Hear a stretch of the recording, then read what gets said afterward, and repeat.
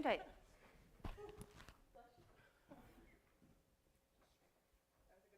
Off testing the mic, right? Thank you, everyone. I want to thank you for attending our final talk in the Sociology Speaker Series for this year in joint participation with our 204 General Soc class and the offices of DEIB, great.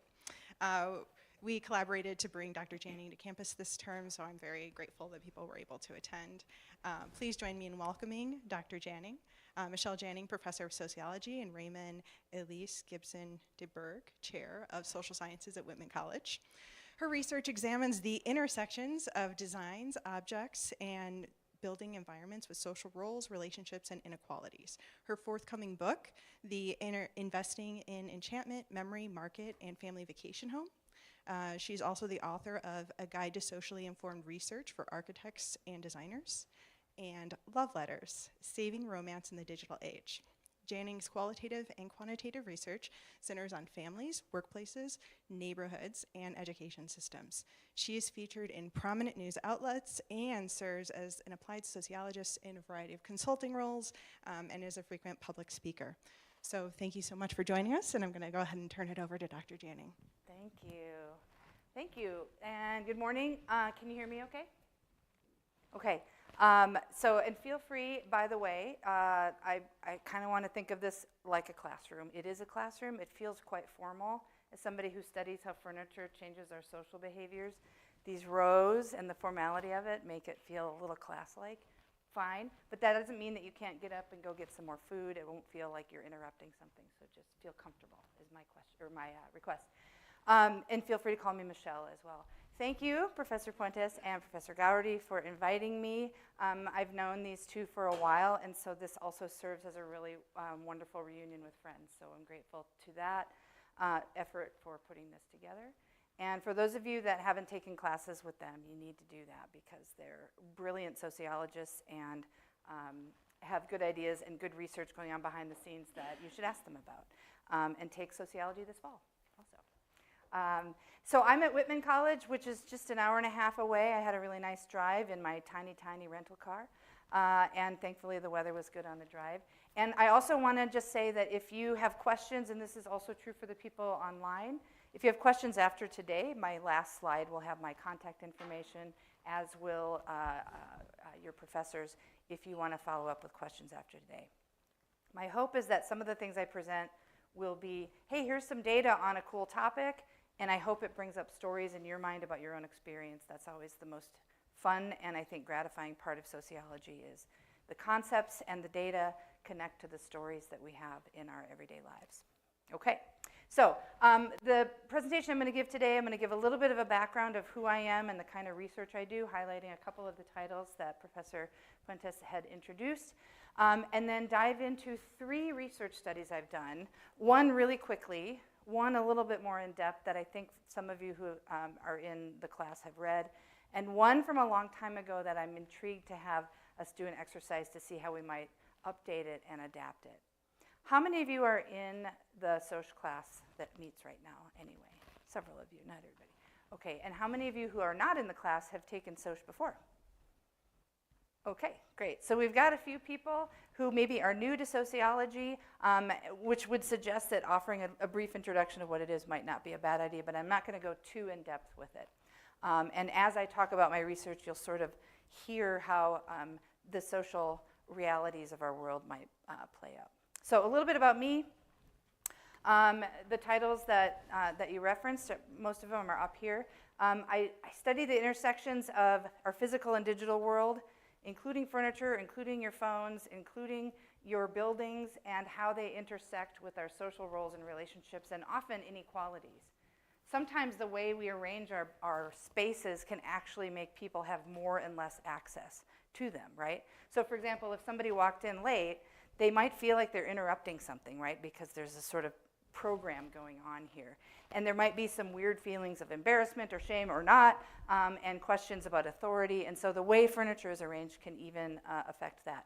So the stuff of family life, which was my first book, kind of uncovers my about 20 years of research about how objects and spaces intersect with social worlds. So it includes my findings about love letters a little bit.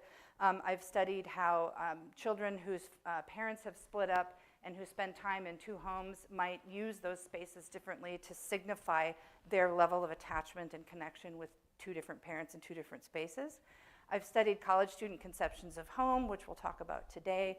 I've studied how people use ideas from DIY shows like on HGTV to transform their home and what that does to their roles in their families, if anything, especially in terms of gender and age. I've also studied work-family boundaries for married professionals. I'll talk about that research at the end. And I've studied family photographs. So I don't know about you, but I have like 20,000 pictures on my phone, and they're not organized, and I don't know what to do with them. And it's labor to kind of think about what I should do with them, whether to share them, whether to delete them, whether to organize them in folders, whether my kid wants me to share them or not. My son's in college right now. And so I have an interest in how all of these everyday kind of objects actually tell a story about what's going on with families. The Love Letters book does that. I'm not interested in what's in letters. I mean, I am, but I didn't study what people write in their letters. And by love letters, by the way, I include texts, emails, messaging apps, Snapchat, paper notes, paper cards, paper letters, all of that.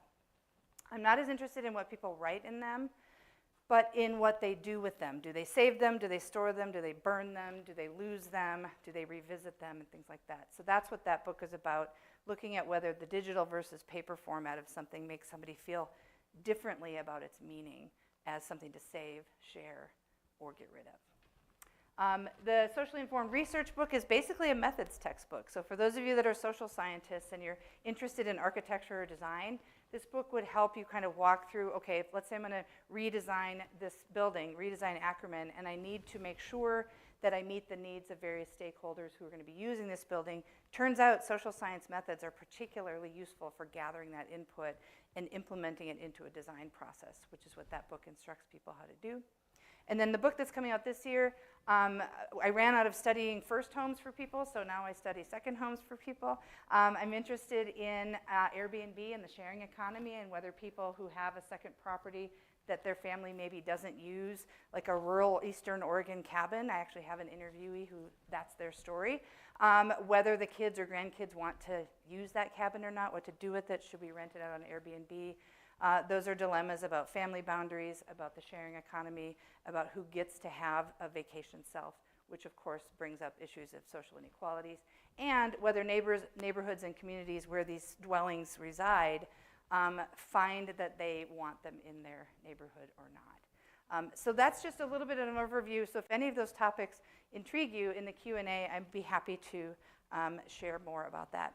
At Whitman, I teach a lot of the different classes. I tend to focus on intro methods, sociology of family, sociology of education, and community and applied sociology. So if you have questions about how sociologists can become consultants and work with a nonprofit or even for-profit organizations for understanding their clients, understanding their role in a particular community, understanding their workplace culture, those are tasks that I work on a lot and be happy to talk about. Okay, so I'm going to start by talking about college student experiences of home. And I'm going to begin with what I think we know about students so far. So the picture that I have on the screen is a book that actually my husband wrote. And I cite this because he did a longitudinal study of college student experiences and found all sorts of things. And by longitudinal, that means that he had people participate in the study for 5 years, interviewed each year, submitting commentary about their experiences, and then following up even after they graduated to ask them, what was it about your college experience that may have been transformative, what mattered to you? And one of the main things he found is that student belonging comes from relationships, first and foremost, right? Who you connect with, the intellectual and social community that you're part of. And so feeling like you're disconnected can inhibit the student learning process. And this is, of course, interesting for people who wonder about community development in online and in-person classes, whether there's co-curricular experiences, if you're a student athlete, connection with teammates, connection with other athletes can matter. It makes you feel like you belong in a place. And so we know that to be true. Community matters, relationships matter. But the other part that matters, and this is kind of now dovetailing into my research, is how students perceive their own identities as children or adults in college. Those things matter as well. In contemporary US society, college is often seen, especially for people who are sort of 18 to 25 years old, which of course there's a lot of variation in age among the students who go to EOU, but especially among people 18 to 25, going to college or sort of leaving a childhood home becomes one of the kind of traditional markers of adulthood. Hold that thought. I'm saying that as it's a traditional marker. It doesn't mean it's necessarily accurate or what is still happening. But traditionally speaking, going to college and leaving a childhood home can signify kind of a change from childhood identity to adult identity.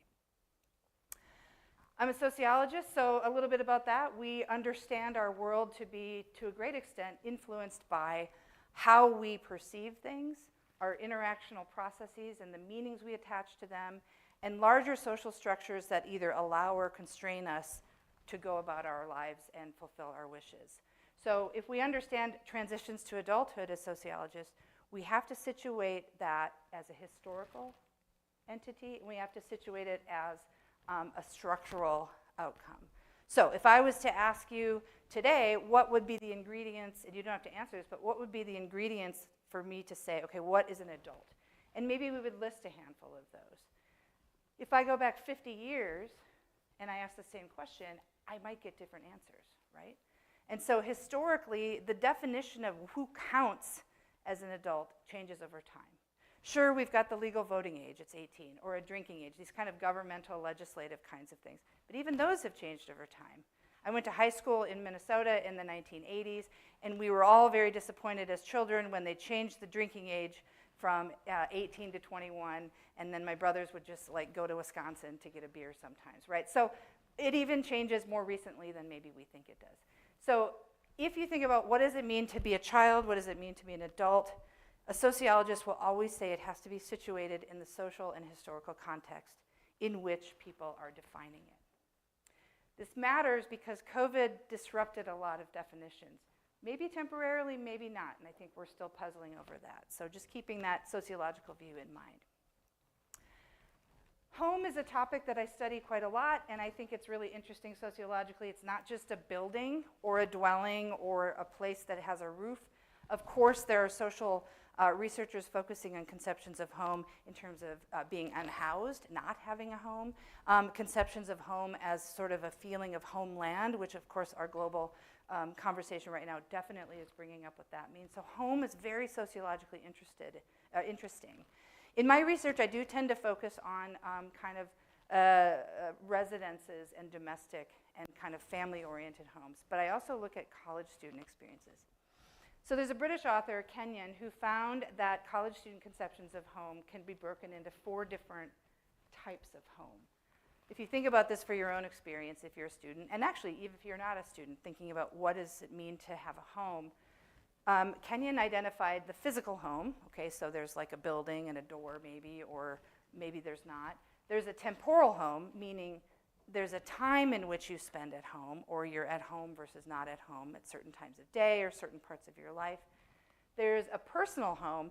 Is it home because you put your stuff in it, right? It's personalized for you, and that could be your clothes and your shoes. It could also be particular decorative things or mementos or souvenirs or photographs of people that you care about that are in there. So it's a personal place. And also it's social. It's a place where there's interactional processes. Even in places where one person lives there, especially with people Zooming here and there and people coming to fix things and plumbers, it's a place where social interactions take place as well. Her research, she found that college students see their housing as, quote, a temporary stepping stone leading onto as yet uncharted waters. So the interesting thing about the life stage of college students is this sort of liminal or transitional feeling about home. Not quite childhood home, not quite anticipated adult home. Current home might be residence hall, might be an apartment off campus, might be in a rental house with other people. It might actually be in a childhood home for people that are attending college and still living in the house that they grew up in. And probably all of those and more kinds of renditions are represented in this room. So I'm interested in Kenyon's work because she identified how home isn't just a place or a space. COVID-19, and sociologists have been studying COVID-19 since the day we learned what that meant, and in part because it's a public health issue, because we saw all sorts of inequalities.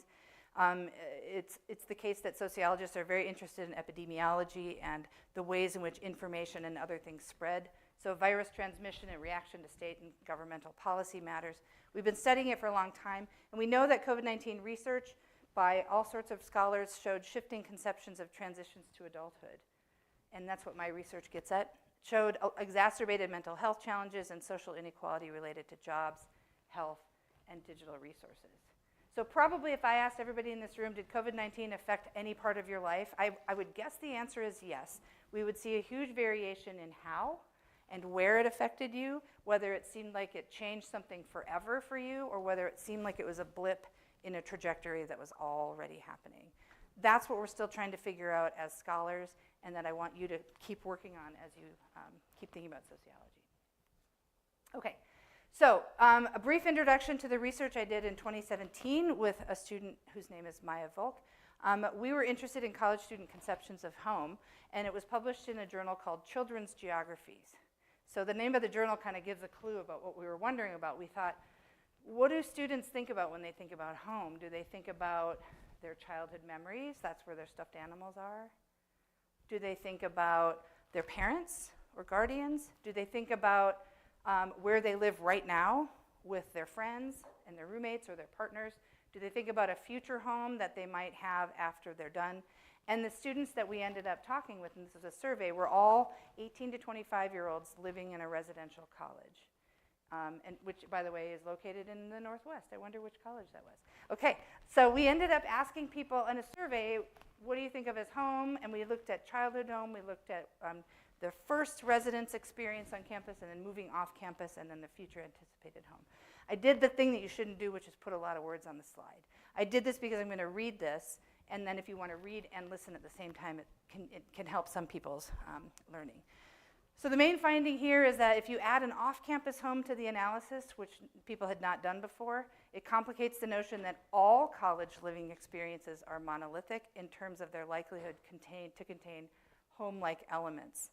The off-campus rental renders visible the material and affective, meaning kind of the emotional dimensions of becoming an adult, one that allows for a more independent identity and further distance from parental control, even though its inhabitants are still students. Students who are able to live off campus can obtain more ingredients that lunge them farther forward into adulthood, and they can use the off-campus home as a location for identity shifts and anticipatory socialization for their imagined, personalized future home. Anticipatory socialization is basically saying, I'm going to practice what it feels like to be a, and then fill in the blank. Maybe it's to own a home, or to divide labor in a home, or to be a partner, a long-term partner with somebody. So you're anticipating what your future might be, and you're kind of practicing it and learning about it. I include this finding, and there's a lot of other findings with this project, because it's setting up the COVID-19 project that I'm going to dive into next, right? The idea that living off campus gives students who maybe started in a residence hall a little bit of a taste of adulthood that they hadn't experienced living in a dormitory, right? You have to maybe buy your own food or cook your own food. You have to think about who's going to clean the toilet. You have to negotiate roles and labor with roommates. You have to think about repairs. Even if you don't own it, if you're renting, you have to call a landlord. You have to negotiate maybe a lending, you have to negotiate the rent. So the idea of kind of practicing being an adult for off-campus housing for students becomes a kind of gradation away from childhood home and residence hall, kind of apartment style, and not quite, I'm in my own place post-grad. Make sense? Okay. By the way, how many of you live on campus? How many of you live off campus? Oh, good, we've got some of each. So if in your mind you're thinking, okay, I'm wondering how this might relate to my life, please keep that in mind. Okay, so now we move into the project that we dove into about COVID-19. And I'll tell you where this project came from. When COVID-19 happened, so this would have been spring 20, and then summer 20, and then fall 20. At my institution, we were no longer allowed to use funding for travel or food, which makes sense. That's consistent across a lot of places. So I have research funding. I just hired as many students as I could and said, what do you want to do? What do you want to research? And these were, of course, all online conversations in the fall of 20. A lot of the students that I had hired, and they weren't all social majors, but they were living back at their parents' homes all over the country. Yeah, they were all in the United States. And they ended up using these kind of online brainstorming research sessions to kind of say, it's really hard to be at my parents' house right now. And then I would ask, well, why is that? You know, because COVID, we all kind of became each other's counselors, right? And I said, why is that? And they said, well, I mean, I'm so used to living on my own, and now all of a sudden I have a curfew, or, you know, fill in the blank. That became interesting to me. It was obviously interesting to the students that I was working with, especially the ones who were juniors or seniors who had experienced what it felt like to go away to college, lived off campus, and then went home to their families' homes and had an interesting role experience with that. So that's where it came from. And the result was an article, and Julian, Jess, Ruby, and Kaya were 4 of those students who were on the Zoom call with me, and ended up, and Julian, by the way, was back in Santa Cruz, California, in his childhood bedroom like this. I don't like this. He didn't like that at all. He did a lot of the stats for this. So we asked a lot of questions on a survey. We asked, do COVID-19 related changes in living arrangements, especially in relation to childhood home, affect students' scores on 5-scale variables measuring the likelihood to perceive a change in how adult their lives were when comparing fall 19 and fall 20. That's a lot of words to say. We wondered if people perceived a change in adulthood pre and post-COVID, or pre and once COVID started. It's a perception study. It's not a longitudinal study. We don't have data from 2019. We have data from 2020 asking people to retrospectively reflect. So that's an important limitation, right? Because our memories aren't always great. But we did our best to create survey questions that isolated the time periods and narrowed down the topics specifically enough so that people could kind of go to, yeah, I had a curfew then, or didn't have one then, I do now. Really specific measures, like 30, a bunch of them. We surveyed 339 US college students who were enrolled in college in the fall 2020 semester, and they were from all over the US, and we used the survey platform Qualtrics. If you've heard of that, it's a great program that I use for most of my survey research. You can actually pay Qualtrics to create a panel of people for you where you can stratify the sample by whatever demographics you want. So we paid for people to help us get a sample of people from the US so that we had representation across class and race and gender. We also, in the survey, had to build in some checkpoints to make sure that, because people would get paid like $6 to take our survey. You know, like you're on your phone, you're like, take the survey, yes or no, it would be like that. And of course, a lot of people took it and just made stuff up, right? Because I want $6, that's fun, all I have to do is take this 5-minute survey. So we actually built in internal logic to prevent that from happening. So if they answered 2 questions really inconsistently, or they made up a weird name of their university, or they were whatever, they were eliminated from the study and didn't get their $6. So that was a little behind-the-scenes survey technique trick that might be interesting to some of you. So these folks that filled out our survey ended up answering questions about COVID-19 impacts on their home life, their experiences with learning. We didn't focus too much on how's online learning going, but of course it mattered. That's a lot of other cool educational research doing that. And then the transitions to adulthood. We did a quantitative analysis for those of you that are interested in statistics. It was mostly something called analysis of variance. So if you've got 3 or more groups and you need to see if their mean scores are different, statistically significantly different from each other, you do something called an ANOVA, analysis of variance. So we were 4 groups, our independent variable. We had the groups that are kind of handily represented by these acronyms. We had the first group, home. So these are the students who lived in their childhood homes before and during fall 2020. So when I taught in the fall of 2020, my new first-year students were in the same space they were the previous semester when they were in high school. Home, stayed home. Home, then away. That was a sort of more traditional version from the kind of residential college experience, although students were from a lot of different kind of colleges. Those who lived in their childhood homes before fall of 2020 and then left home to go to college in the fall of 2020, because some schools were still doing that, right? Not every school was closed, and there were schools that were certainly having students in person, or at least on campus. And then you had the third group. These are like my students.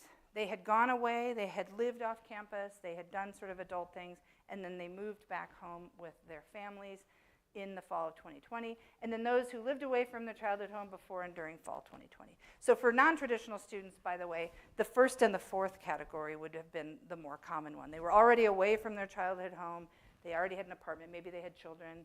Those folks are certainly part of the study, and those were represented by the fourth group. The first group are people who are going to college and they're still living at home with their family, also not uncommon. Okay, our dependent variable was about perception of transition to adulthood. So think about your own life. When you think about what counts definitely as I was a child and then what counts definitely I'm an adult, the good news is there's a lot of research out there where those measures already exist. And we consulted all of those literatures.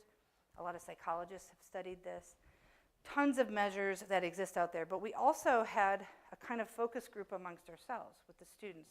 And I asked them, what measures would you use to say, I'm an adult now, or these things would make me identify somebody as an adult? So we amended the survey measures that existed before in a way to have both reliability, meaning we're replicating past measures and using them in a new study to see if these measures still kind of hold truth, and validity, which is to say, maybe we can measure it a little bit better. Maybe we can get more directly at the concept we're trying to measure as social scientists. So we did this combined set of measures, and we divided them into 4 different categories of measurement.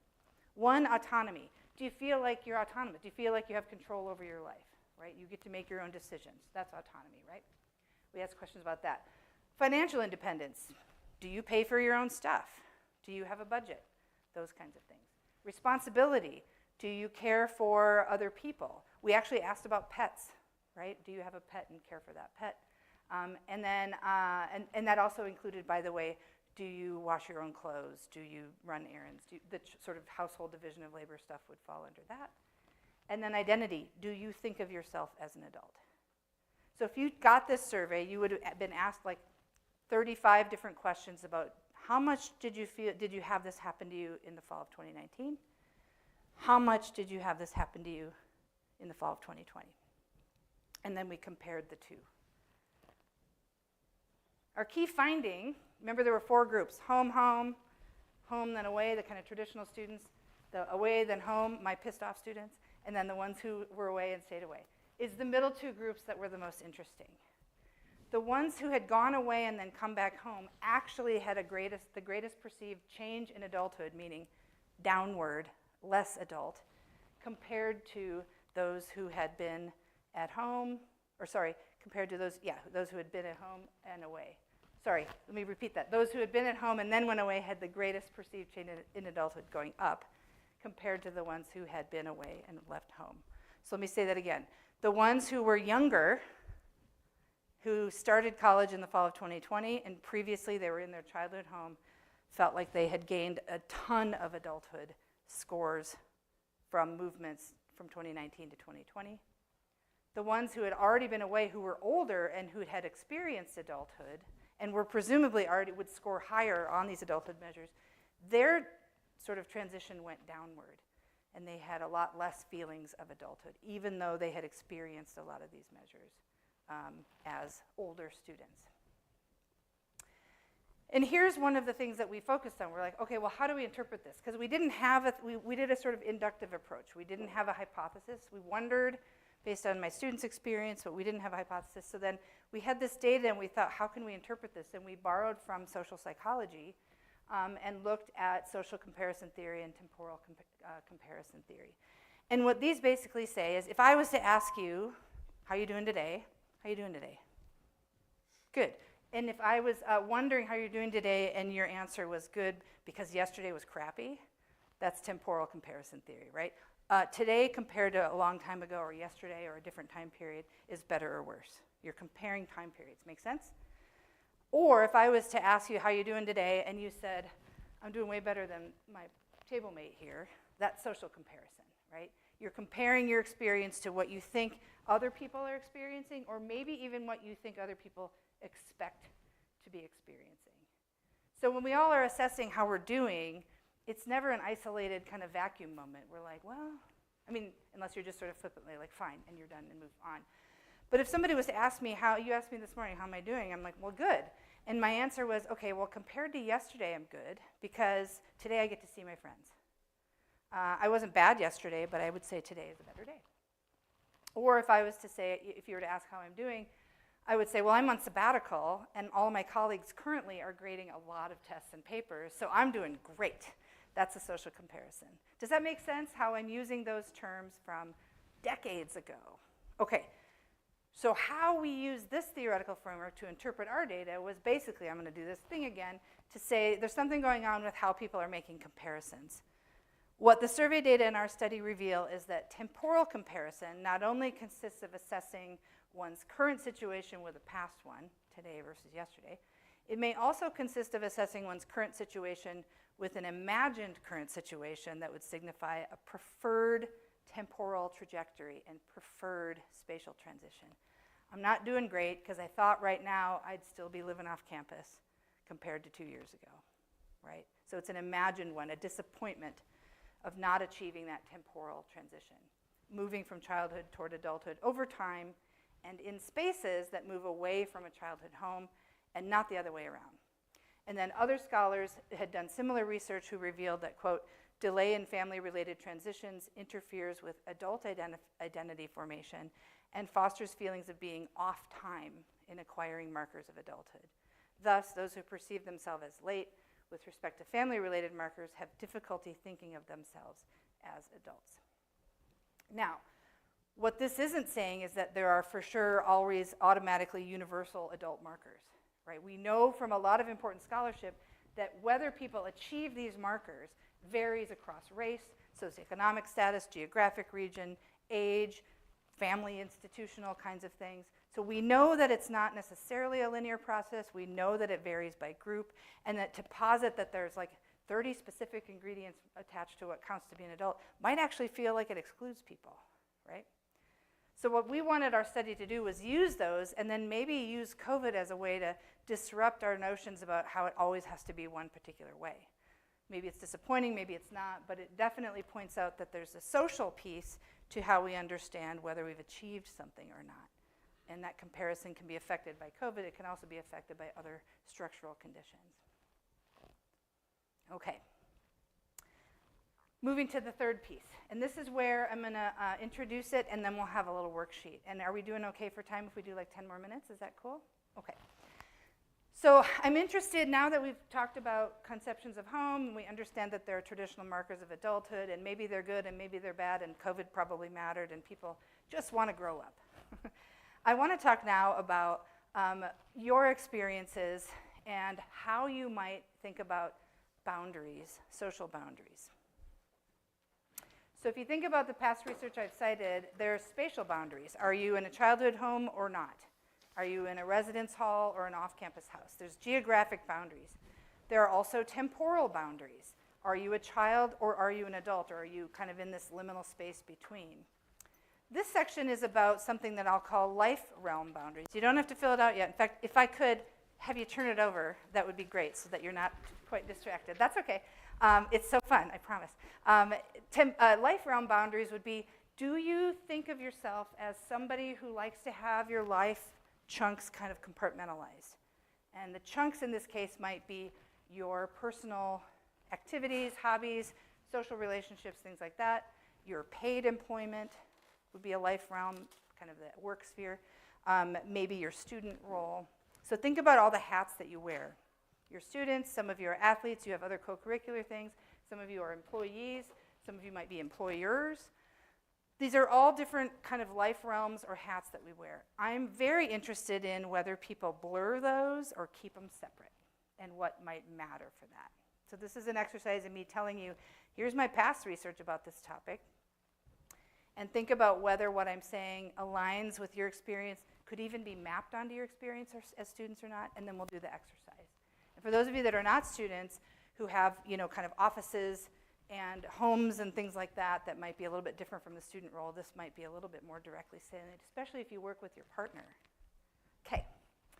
So, and this comes from research from more than 2 decades ago. So this is old data, but I'm presenting this as a way to think about conceptually this kind of new idea. So I wonder, does sharing workplace or occupation, or both, or neither, impact the amount and direction of symbolic work-family integration in terms of use of time, space, artifacts, activities, and associates? In other words, if you have a bunch of like structural ways that your personal life and your paid work life or other parts of your life are just blurred, how does that make you feel? Is that good? Is it bad or not? This came from the fact that I actually worked quite a lot and still do with my partner, who's also a sociologist. So those elements kind of were present in how I was thinking about this. The theory behind this is called boundary theory, initiating in some ways with an Israeli-American sociologist named Eviatar Zerubbabel, which is my favorite name to say out loud, and one of his followers, Christina Nippert-Eng, whose work then inspired my research. And boundary work is like, okay, so let's say you've got a particular role that you play, the student role. You're in a classroom, you're taking classes. And then you have another role outside of class. Anybody here a student athlete? Yeah, okay, what sport do you play? Soccer, great, thank you. Oh, handy, okay. So let's say you've got like your soccer self and your student self, right? One of the things, and what's your name? Sebas, thank you. So Sebas, if you were to think about how you are with soccer folks and how you are in classrooms, would you say these are very similar or very different? You don't know, thinking about it. Okay. So think about this for yourselves. If you've got elements of your life where you think of yourself as a very different person in one context, one life realm, compared to another, you might be somebody who Nippert-Eng would call a segmentist.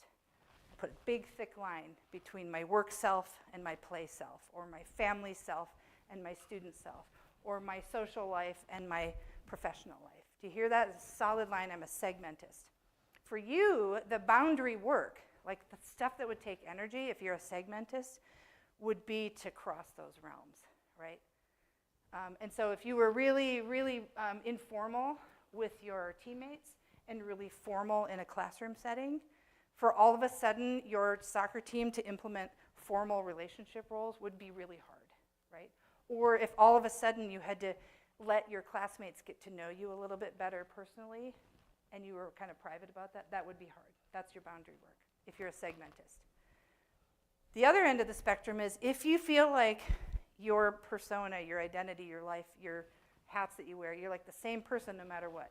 You just don't change. You wear the same clothes, you think of yourself the same, your demeanor is the same, your formality is the same, your temperament is the same, how you kind of go about your day is the same, and you don't really think about yourself as now I'm doing this and now I'm doing that. It's just kind of one big blob.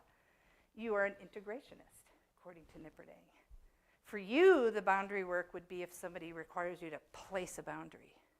So all of a sudden, you're at a workplace and you're kind of somebody who's loosey-goosey and you wear a lot of the same clothes in all your life realms, and your workplace imposes a uniform requirement, right? A boundary placed for you. All of a sudden, you have to physically represent that different role.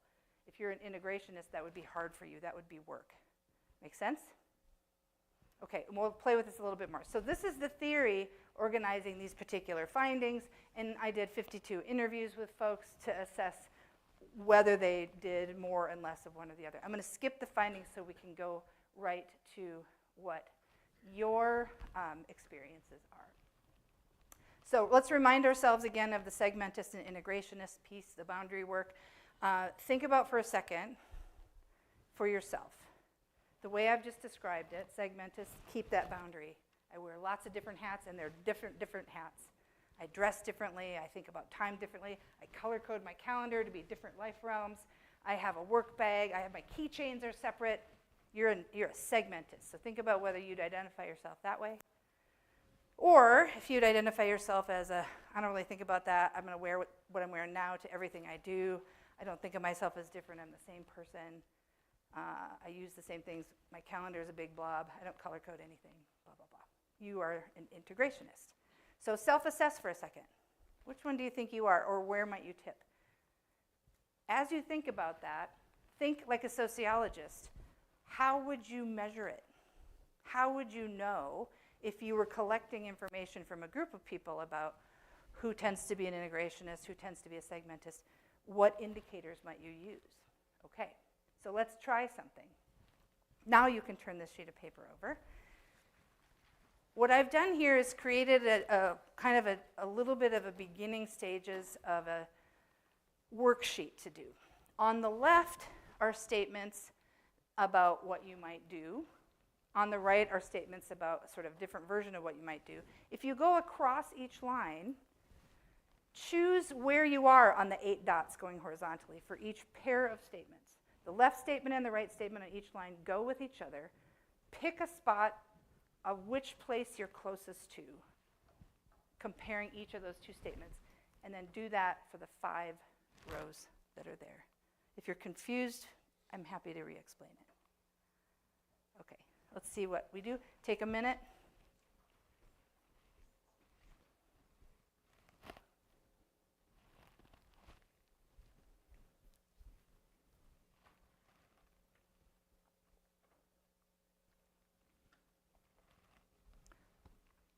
If you're a student, do your best with this. You can interpret the word work in whatever way you want.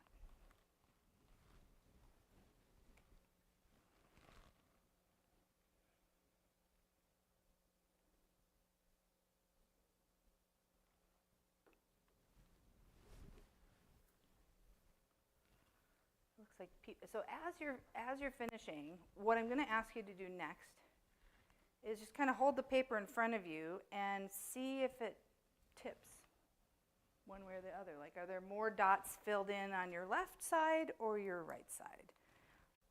So, as I started this, I said, self-assess, which one are you? The next thing I want you to think about is your answer to how you thought you were the same as how you just scored or not? That's an interesting puzzle to me, because what that says to me as a sociologist is, are we capturing, first of all, do we know ourselves really? And also, are we capturing things in an interesting and accurate way?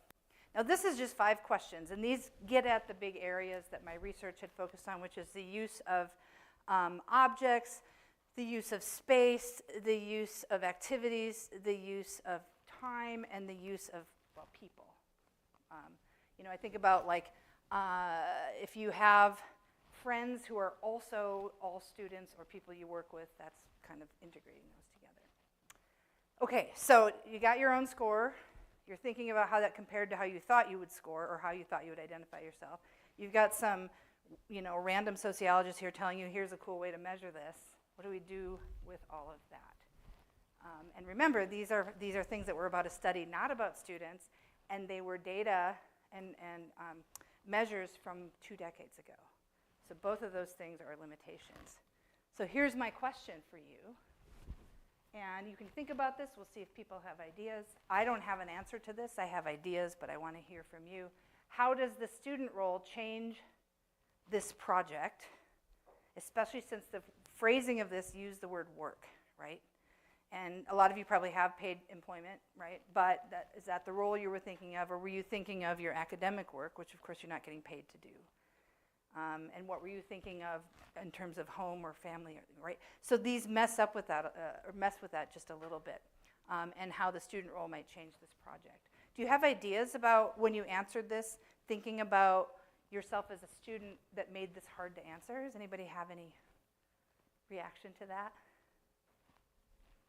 That's okay. You keep thinking about that. So that's one question to get at. The second one is, I think the digital use of objects, spaces, time, artifacts, and folks matters tremendously, and how that might affect whether we tip one way or the other.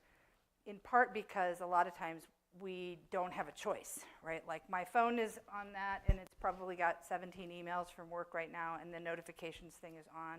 I can control the notifications, but I can't control whether the emails show up on my phone. I could take email off my phone. It comes at us. A workplace comes at us. Those of you who have family responsibilities outside of other roles that you wear, you don't get to control when somebody needs you to care for them if they're ill, for example, or if your own needs need to be met. So I think accounting for digital use of objects and spaces and things says that there are things that kind of come at us. It also calls to mind this third piece, which is there are other factors that are going to influence whether somebody scores anywhere on this. And this is the important sociological piece, that there are dimensions outside of personal preferences. that are going to shape whether we tip integrationist or segmentist, whether our workplace allows autonomy, whether we have space at our workplace to put up pictures of our kids. The type of job or work task. For example, if I'm a house painter, I might not be able to integrate my family life with my work because my job requires me to be off-site and has a particular physicality to it that having 3-year-olds running around is not going to be really, really great. But the bureaucratic part of my job, when I'm doing invoices and bill paying and bookkeeping, I might do in my living room on a laptop with my 3-year-old running around, right? So there are different types of tasks that might matter. I've talked about kids quite a bit. If you're a parent, you don't get to choose whether your kids are sick or not, right? And that can affect whether you are forced to, I don't know, bring your kids to work or go home or have class online or something like that instead. How far away you work. One of the cool pieces of the research of Nippert Eng was that she actually studied commutes as a way of transitioning from how you think of yourself in one life realm into another. So if you have a long commute ever, I don't think the commute in LeGrand is particularly long, probably. But even if you imagine when you go from your where you slept, put on your clothes, walking to breakfast, or getting in a car and driving to campus, is there something that happens to you mentally where you transition into a different role? That's interesting. And you may or may not have that distance and time to do it. I think ability status, gender and race matter, whether you are able to take care of things in terms of bodily things and other factors that matter as well. So I'm interested, so this is a work in progress. This is a, let's play with this. Let's see how it's not working. This is an invitation if after today you want to give me ideas of how about if you measure this, or this is how it's different for a student, or here's how cell phones matter. I would love to hear that. Here's my references and my thank you, especially to Jennifer, and then my contact as well if you have any questions. So I'll stop there. Thank you. We'll go ahead and open it up for questions. I know several of you submitted questions online before. You're welcome to use those questions, or if there's other things that have come up, Michelle's more than happy to talk to us about some of her other research, which is really fascinating. It was hard to figure out which topic to ask her to present on today, so yeah. I thought she would be a wealth for us. And I'll come around with the microphone. I know we can hear in here, but just for the folks online so they know what we're talking about. So just...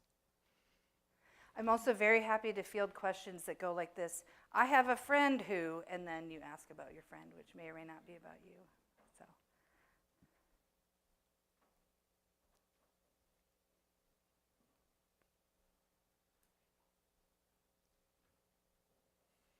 How many of you have thought about social research where you find yourself more on the, I like to do qualitative research as opposed to quantitative? Who are the qualitative people in here? If you had to choose. Interviews, open-ended things, yeah. Are there any people who are like, I just want numbers, give me a spreadsheet, data, data, data, great. So what I also want you to take away from today, and I see there's a question, is the fact that you can answer research questions either way and have the question kind of determine what you are able to do. One of the other things that COVID did was it changed how we collect data. We couldn't go interview people in person for 2.5 years. That's weird for people who do interview research, right? And so thinking about what is the protocol ethically and etiquette-wise for Zoom interviews becomes interesting. We went with surveys because we were like, well, that's not spreading a virus. I mean, a virus, right? And so we actually kind of prioritized the data collection technique by virtue of the world that we were living in. It also happened to go with the question we asked, too. So, question, yes? Yes, thanks for being here. Thank you. I have a ton of questions about the different research that you're working on. I think the one I want to bring up or ask is connected to that research you did about students during COVID. And you mentioned results, this idea of an imagined current situation within that temporal comparison theory. And I was thinking about that, and that was from the 50s, that the theory, original 50s the original and 60s. Theory. Mm-hmm. And I was just wondering if the way in which that theory was developed at that time in that place, and now with technological advances, and life seems to be speeding up faster in the expectations that we have for one another, I would say especially students going to college, whether they're traditional 18, 25-year-olds or older, and maybe an increased pressure to try to live in those imagined spaces more often than really compare how am I today versus how was I yesterday. I don't know if I have a really good question there. I'm wondering about that extra layer on top of it, how technology and those things have sort of sped up our expectations for ourselves and who we should be and what we want to do, and the fact that high school students are taking college classes now. Yeah. Everything is just faster. Becoming an adult is Yeah, faster. And I wonder think about I do hear, well, that's sparking a lot of lightning bolts in my brain that are about time and volume, right? So if we think about what do you decide to compare yourself to, right? If we think about the historical period in which a theoretical framework emerges, which you always should do, right? Think about what was going on in the 50s and 60s about expectations for young people, 50s maybe even compared to the 60s, right? That matters for the creation of like, compared to this group, at least I'm blank, or compared to this group, I'm not blank enough, or compared to this group, I'm doing great. That's always been around, but what we see now, and I think this speaks to your point, is the volume of comparisons are just everywhere. Right? Are you thinking about how you are in terms of your body on that compared to that TikTok video? Are you thinking about the mass amounts of media pressure for particular kinds of skill sets? Are you thinking about the volume of images that we see in other media outlets? Are you thinking about cultural values and pressure to do X, Y, and Z and to do it fast? I think that's really valid and calls to mind the really, really important task of revising and testing theories over time. Right, that there are limitations. And by the way, I'm not a psychologist, and I found those, and I'm like, oh, shoot, I'm going to use psychology. And I always am like, it's never sociological enough.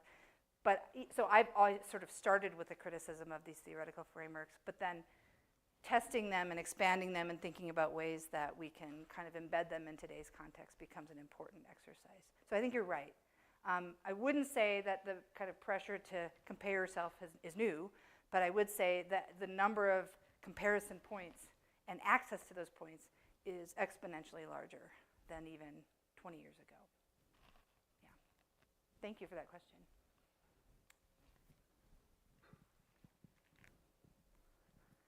Hi, thank you for being here today and for kind of talking about the history of sociology and how that kind of impacts, the way that we kind of navigate the world today.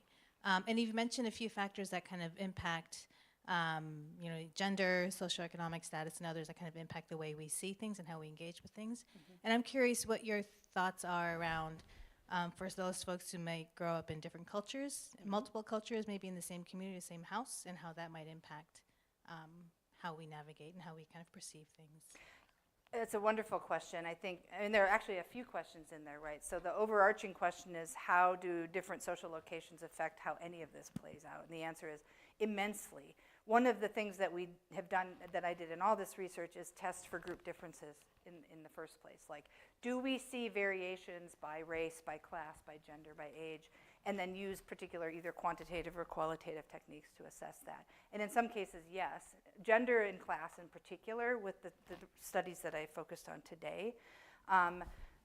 But of course, those questions have to be part of what we're talking about. So for example, cultural construction of time hugely varies from group to group to group, from age group, from culture group, from language group, from geographic group, right? And so thinking about what is the meaning of time and how long to take and whether it should be seen as separate things in general is a particular lens and framework in the first place.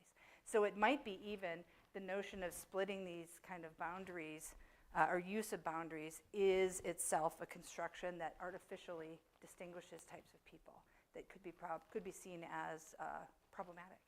And I think that's important to note. It's still a fun puzzle to play with and then call to mind, okay, so what if a group tends to disproportionately fall on these measures over here and a group over here that isn't just personal preference? What does that mean? And then you look at value systems, you look at structural inequality, you look at access to resources and desires that people do and don't have that might make them more likely to score over here, over that. So at the heart of this is, I guess at the heart of driving all of this is, are there things outside of personal preference that make people have different outcomes? I think, of course, there is, for sure. As a side note, my next project that I think I'm going to do, and if any of you have ideas, I would love to hear it, is on decluttering.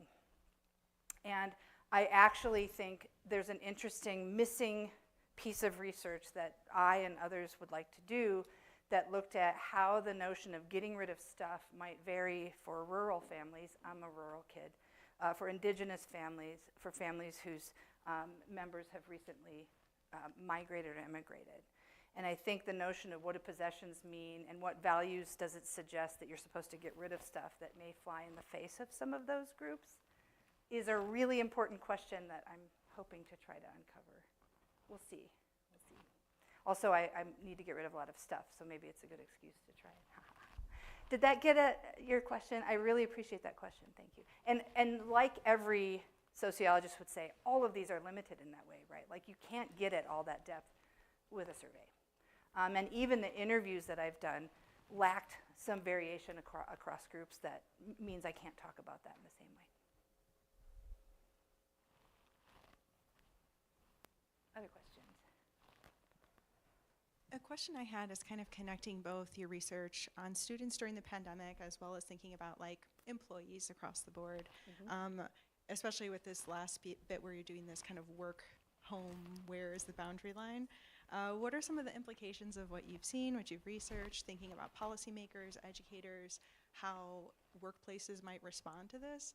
What kind of implications might we see to support people that are coming out of this pandemic era with a lot of really different norms and now shuffling back? Some are back to everything as normal. Some are like, hey, remote life is the life, right? So what kind of implications or suggestions might you have?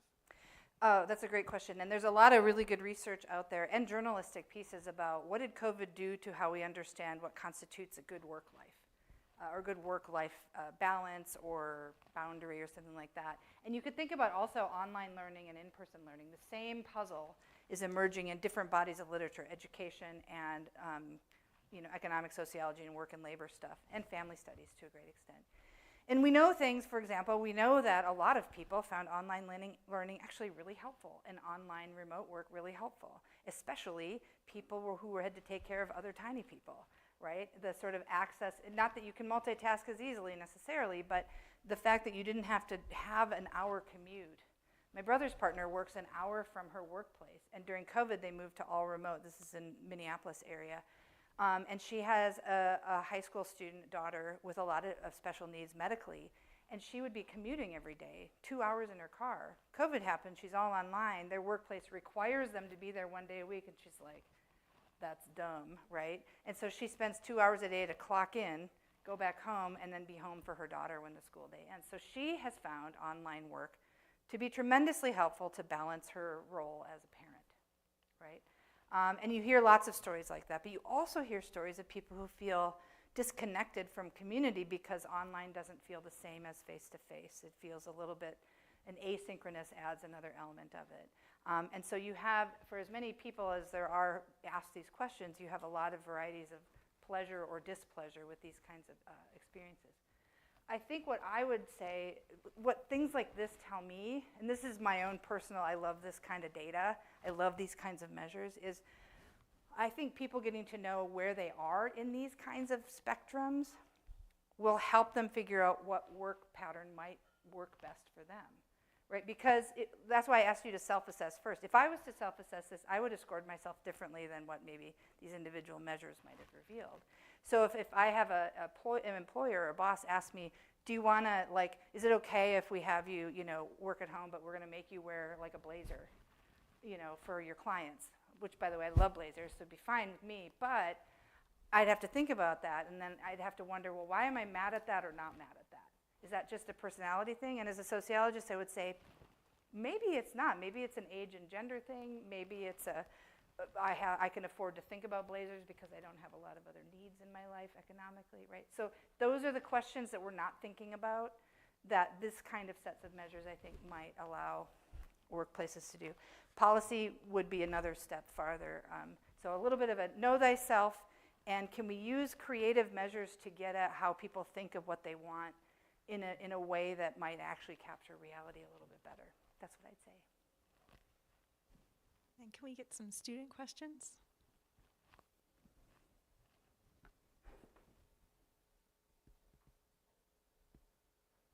Thank you. Oh, I have to use that, okay. Okay.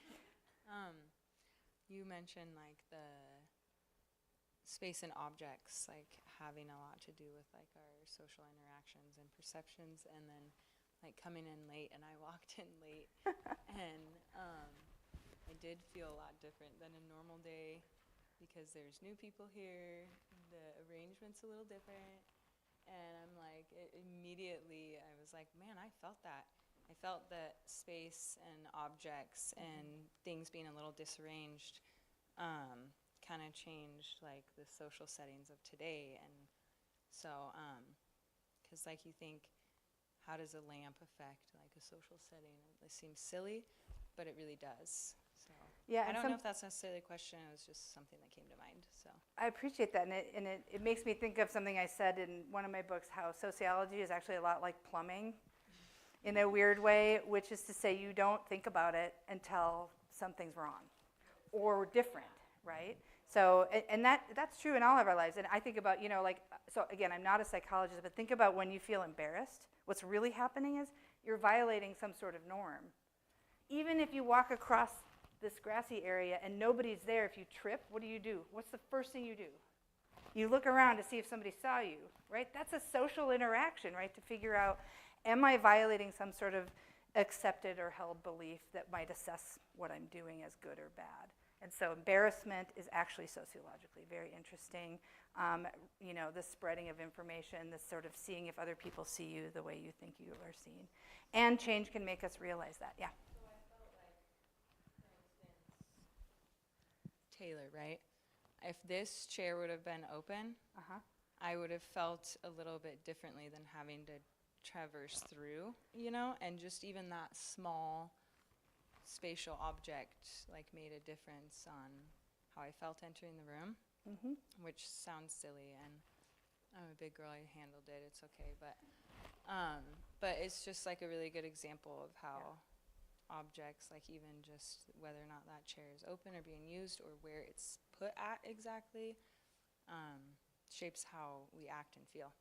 Exactly. Yeah. You don't know something is normal until you deviate from it, right? Anybody who's interested in criminology or criminal justice, these are questions that matter at institutional levels, and they can also matter at interactional levels too. Sometimes in social classes, professors will ask you to do something called a breaching experiment. I don't know if you two have done this or if you've heard of this, where in a safe way, in a way that's not going to get you kicked out of your university, to kind of like to stand backwards in an elevator, or to go the wrong way, or to get really close to somebody and make them feel a little, right? I know, see? Do that and then see what happens. And then when that happens, you realize that was weird. And then you realize what's normal is for the distance to be there, right? You wouldn't have, so there you go. We we violated a norm, and now we know what's weird. Okay, thank you for that.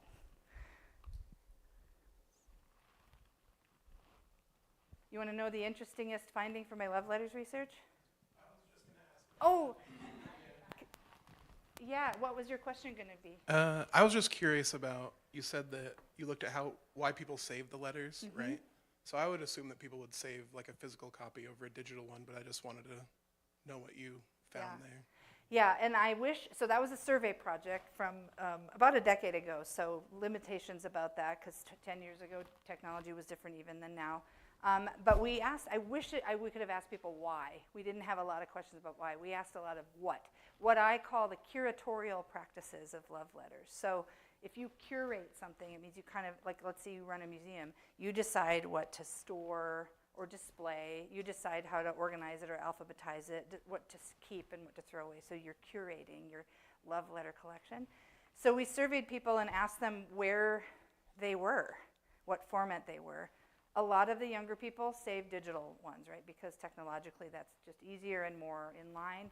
But also among younger age groups, there was a sort of pendulum shift to actually wanting more of the meaning attached to paper letters because of a feeling like it's fleeting and going away. So a rekindling of paper letters. Ultimately, what I would say, and there's parts of the research that get this differently, the format matters less than the meaning people attach to it. And why I say that is because we asked people who were in a long-distance relationship, what kind of communication format did you like the most and why? What's the most meaningful? And a lot of people said, oh, Zoom, it was Skype back then, right? But the sort of video call or phone calls are nice because it connotes real face-to-face interaction, and that feels like we're really in the same room as each other.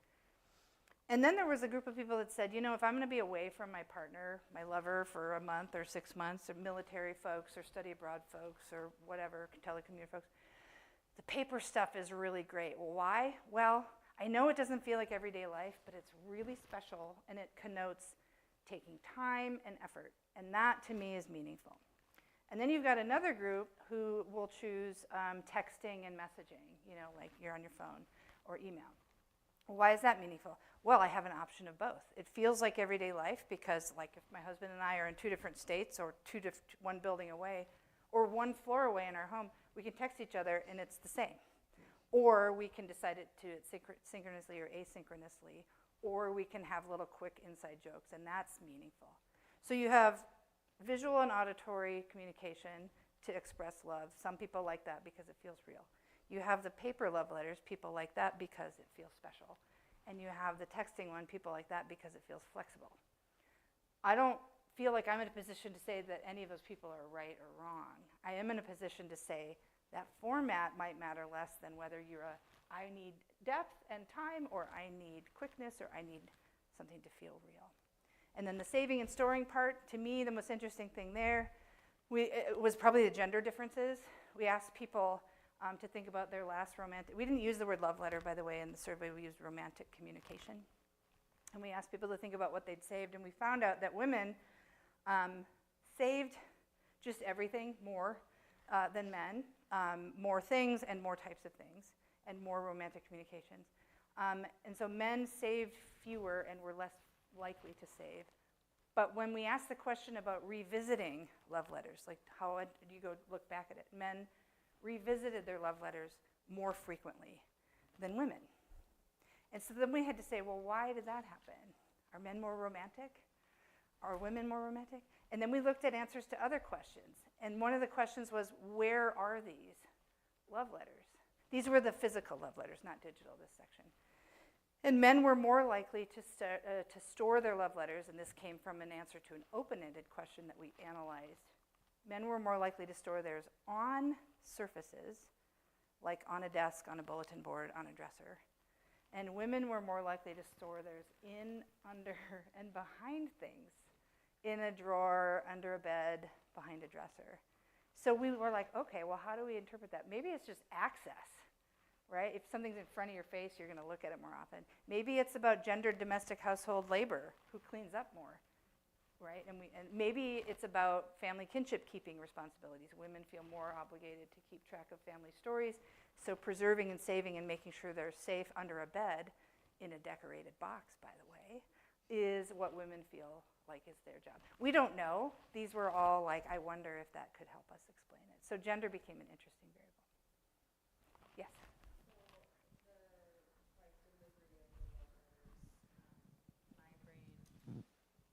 My brain kind of went to this may be random, but like a message in a bottle in the ocean, for example. Like when someone finds that with the letter in it, they're like, oh my gosh, like you get a different feeling than just stumbling on a cool text message or something. And so, and I kind of feel that personally myself, like you were saying, like more thought out. You can look back on it later and save it as memory, as to where, like, unless you transfer everything from your cell phone every time you upgrade every year, it's gone, you know.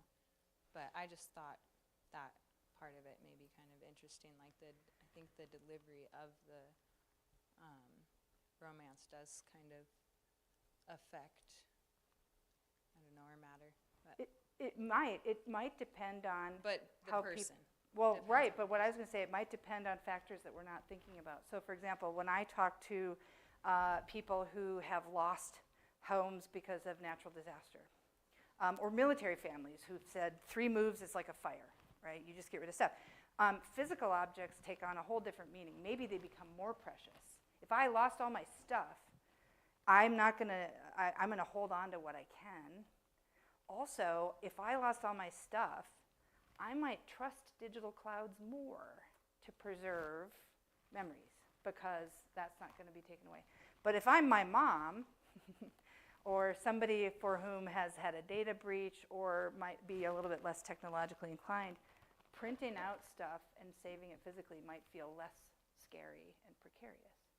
So to me, the one is better than the other. A handwritten love note is more romantic than a text, or like somebody I talked to who has a folder on her phone that she calls texts from cute boys. I'm not in a position to say one is more meaningful than the other. I am in a position to say, I wonder what's going on in their life that may make them prefer trusting digital storage versus paper and physical storage, and vice versa. Could be age, could be trauma, could be, social class matters a lot with possessions, for sure. You have to have a lot of money in order to decide to become a minimalist. That's an important research finding, actually. So those puzzles are always in my mind. I appreciate your... Oh, the minimalist one? Why do you think? I saw a lot of you like, why would you need to have money in order to have a decision to get rid of all your stuff? Be easier.